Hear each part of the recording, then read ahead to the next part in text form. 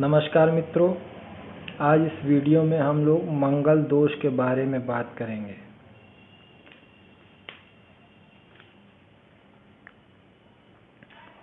जिन जातकों की जन्म पत्री में मंगल पहले भाव में, चौथे भाव में,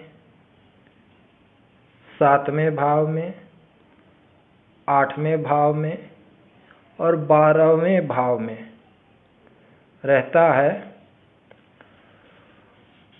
उनको मंगल दोष कहा जाता है। ऐसे जन्म पत्री को मांगलिक कहा जाता है। लेकिन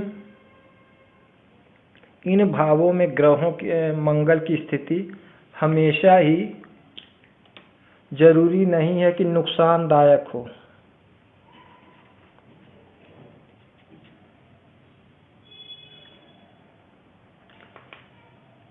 ऐसा जरूरी नहीं है कि इन भावों में मंगल की स्थिति नुकसानदायक हो, क्योंकि ऐसा इन भावों में मंगल 40% जन्म पत्रियों में इन भावों में मंगल रहता है। लेकिन ऐसा नहीं है कि ऐसे सब जातकों का वैवाहिक जीवन संघर्षमय रहता है। ऐसा कोई ज़रूरी नहीं है। तो देखते हैं इन भावों में कैसे होता है।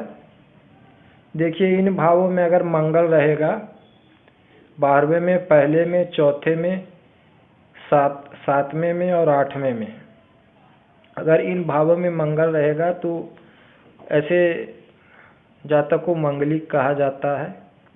और अगर इन भावों में इसी मंगल के साथ सूर्य भी हो तब उसका प्रभाव और भी नकारात्मक होता है। अगर चाहे इनके साथ सूर्य हो या इन्हीं भावों में कहीं अन्यत्र सूर्य हो, जैसे मान लीजिए मंगल यहाँ है तो अगर इसी में सूर्य है तो ये नुकसानदायक है, और अगर मान लीजिए मंगल यहाँ है, सूर्य कहीं और कहीं है, इन भावों में है, तब भी ये नुकसानदायक है, क्योंकि ये सब भाव वैवाहिक सुख से संबंधित होते हैं। इसलिए इन भावों में मंगल की स्थिति नुकसानदायक होती है, और अगर इन भावों में सूर्य भी हो तो और अधिक नुकसानदायक होती है।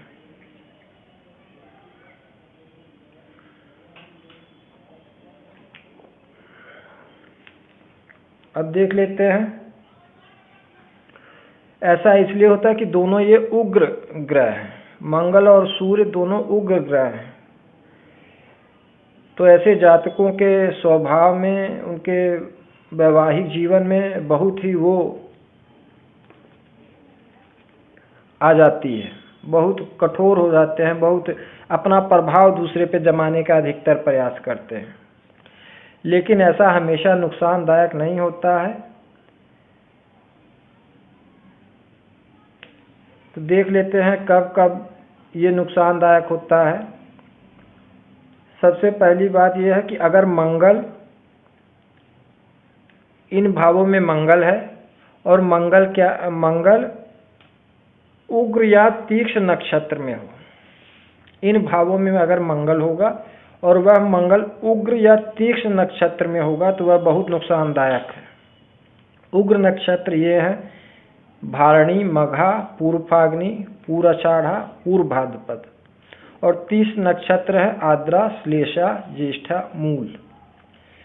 देखिए, हर जन्म पत्री में जहाँ ग्रह स्पष्ट दिया रहता है, क्योंकि आजकल सब जन्म पत्री कंप्यूटराइज बनती है, तो कंप्यूटराइज जन्म पत्री में ये दिया रहता है कि जहाँ ग्रह स्पष्ट दिया रहता है वहीं हर ग्रह का नक्षत्र भी दिया रहता है कि वह ग्रह किस नक्षत्र में है। तो वहाँ से ये आसानी से देखा जा सकता है कि कौन सा ग्रह किस नक्षत्र में है। तो मंगल का वहाँ से देख लेना चाहिए कि किस नक्षत्र में है। अगर वो उक्ष्ण या तीक्ष्ण नक्षत्र में है तो ऐसा मंगल बहुत नुकसानदायक है। और मंगल के साथ साथ अगर सप्तमेश और सप्तम में जो घर, यानी अर्थात इस भाव का स्वामी, 7वें भाव का स्वामी सप्तमेश, और इस भाव में बैठे ग्रह भी अगर उग्र या तीक्ष्ण नक्षत्र में है तो और नुकसानदायक, तो वो बहुत ही खराब स्थिति है। और देखिए ये मंगल शुभ कब हो जाता है, अर्थात ये दोष कब खत्म हो जाता है, इसके लिए हमें देखना चाहिए कि मंगल अगर इन्हीं भावों में स्वराशि हो। स्वराशि मंगल की अर्थात 2 राशियां हैं, पहली और 8वीं।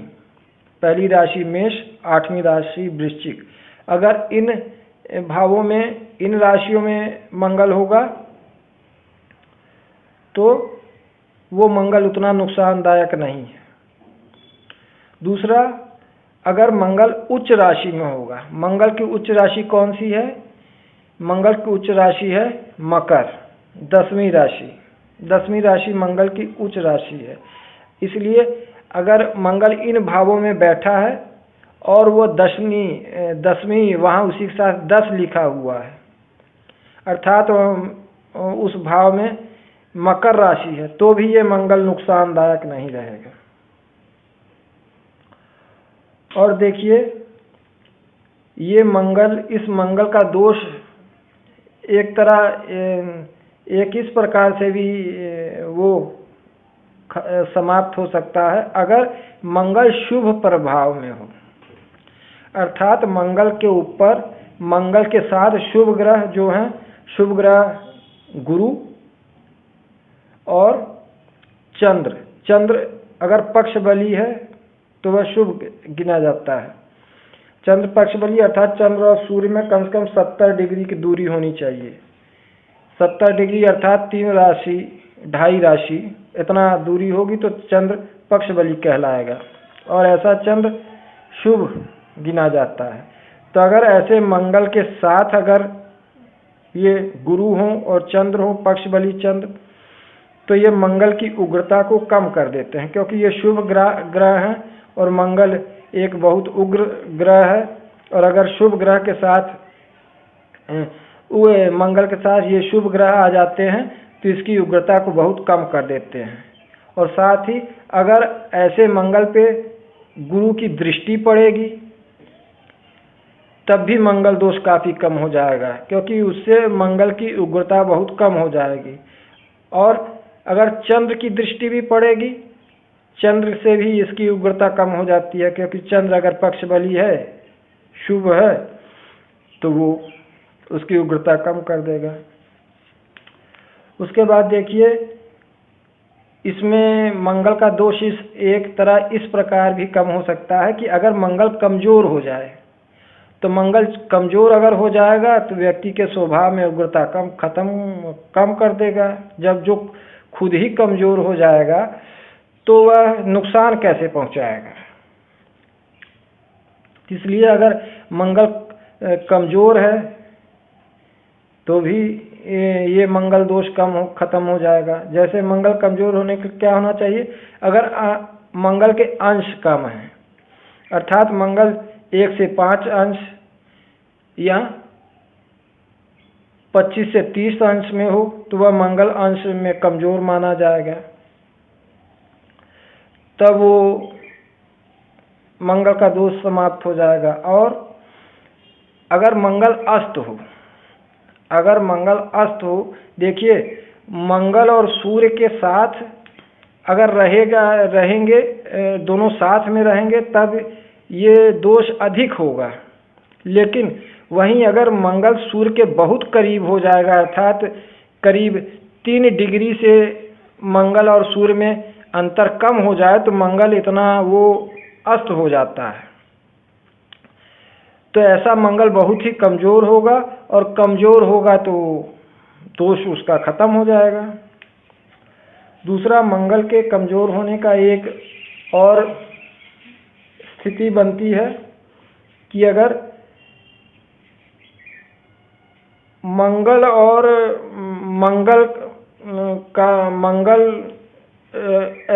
शनि और राहु के साथ हो, अगर मंगल शनि और राहु के साथ है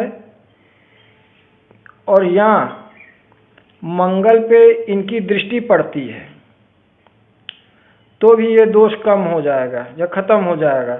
ऐसा इसलिए होता है क्योंकि शनि और राहु मंगल के शत्रु हैं, और अगर शत्रु की दृष्टि पड़ेगी इन पे या शत्रु के साथ रहेंगे तो मंगल का बल बहुत कम हो जाएगा, मंगल बहुत कमजोर हो जाएगा, और ऐसा कमजोर मंगल अशुभ करने में समर्थ नहीं होगा। और एक तरह मंगल और भी कमजोर होता है अगर मंगल नीच राशि में हो। मंगल की नीच राशि है कर्क, अगर मंगल कर्क राशि में होगा अर्थात चौथी राशि में होगा तब भी मंगल बहुत कमजोर हो जाएगा, और ऐसा कमजोर मंगल अशुभ करने में सक्षम नहीं होगा। और एक और स्थिति देख लेनी चाहिए कि अगर कुछ लग्नों में मंगल शुभ होता है, मंगल बहुत शुभ होता है, जिन लग्नों में मंगल बहुत शुभ होगा तो उन लग्नों में ये मंगल नुकसान नहीं करेगा। जैसे सिंह लग्न की कुंडली में मंगल ये चौथे भाव, देखिए चौथे भाव और ये नवम भाव, इन दो भावों का स्वामी है, अर्थात सिंह लग्न में जो मंगल है बहुत ही शुभ ग्रह है, बहुत ही एक योग कारक ग्रह है मंगल। तो ऐसा अगर मंगल होगा और इन भावों में बैठेगा, इन सब भावों में, तो वो मंगल उतना नुकसानदायक नहीं है, नुकसानदायक नहीं, उसकी अपेक्षा ये शुभ ही करेगा।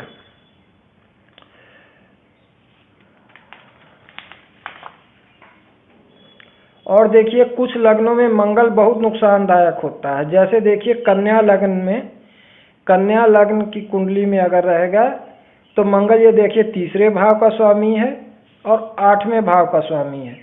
ऐसा मंगल बहुत ही पापी हो जाता है। एक तो मंगल स्वयं एक क्रूर ग्रह है, उसके बाद ये दो क्रूर, दो अशुभ भावों का स्वामी है, जिसमें बहुत ही अशुभता बढ़ जाती है। और ऐसा अशुभ